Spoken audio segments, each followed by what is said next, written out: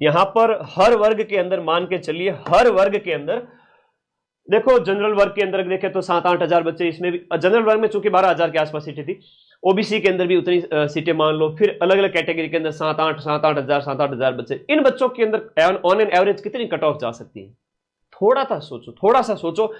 Top जो cream स्तर के जो बच्चे हैं हर एक कैटेगरी के अंदर, मैं बात करूं क्रीम मटेरियल की, जो क्रीम स्तर के बच्चे हैं, काफी अच्छा परफॉर्म करने वाले हैं, वो ऑल ओवर राजस्थान है ना, वो ढंग के 5,000 बच्चे भी नहीं है, ठीक है, वो 5 से 7 हजार बच्चे भी नहीं है जिनकी कट ऑफ है ना वो शानदार चली जाए। 5 से 7 हजार बच्चे भी नहीं, बहुत बढ़िया कट ऑफ करने वाले।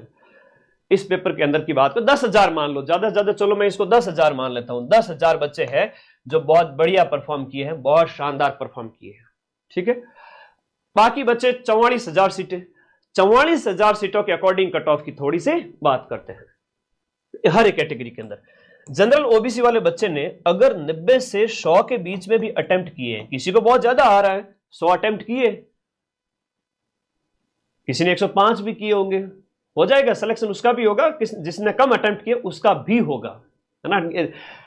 यूं चुप चुप अश्रु नहीं बहाया करते, कुछ सपनों के मर जाने से जीवन नहीं मरा करता। अब कुछ लोग ये भी कहेंगे तुम्हें आड़ोस पड़ोस में ये पेपर नहीं निकाल पाया तो क्या दूसरा निकालेगा, ऐसा कुछ भी नहीं है, आपका ये भी निकलेगा और अभी रिजल्ट तो आने दो और आगे वाले एग्जाम भी निकलेंगे। 54,000 छोड़ो, 54 सीट वाला पेपर भी निकल जाएगा, ऐसा कुछ भी अभी कभी भी इस तरह का थॉट है दिमाग में न लाना, ठीक है।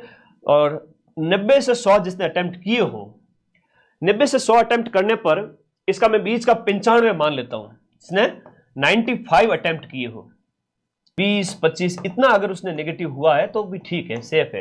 ये 15 क्वेश्चन अगर नेगेटिव होते हैं तो 95 के अंदर से आपके चले गए कितने, 15 नेगेटिव के अंदर चले गए, 95 से 15 नेगेटिव के चले गए तो 15 इंटू 0.55 किया तो 8 नंबर कट होते हैं। कितने नंबर कट होते हैं? 8 नंबर आपके कट हो रहे हैं। और नंबर आ कितने रहे? 80 क्वेश्चन सही हो रहे हैं, 80 क्वेश्चन सही हो रहे हैं सर मेरे, ठीक है, 80 सही हो रहे हैं तो 1.66 से गुणा करो, 132 नंबर आ रहे हैं। मेरी बात ध्यान रखना, बहुत बड़ी बात सिखा रहा हूं, आगामी एग्जाम में आपको आपका नुकसान नहीं हो, आप सिलेक्शन ले लोगे, एक होशियार अभ्यर्थी बन जाओ बस। यहां पर आपके 80 क्वेश्चंस अगर सही हो रहे हैं, 80 क्वेश्चंस अगर सही हो रहे हैं और आपके नेगेटिव हो रहे हैं 15 से 20 क्वेश्चंस, तो 8 से 9 क्वेश्चन आपके, 8 से 9 अंक है वो आपके कट हो जाएंगे इस 80 क्वेश्चन में से। तो 80 क्वेश्चन का जो अंक होता है वो होता है 132 अंक। कितना होता है? 132। अब 132 में से भी आपने नेगेटिव 8 कट किए तो 125 प्लस आप सेव हो गए, 125 आ गए, 100 किसी के 127 आ गए।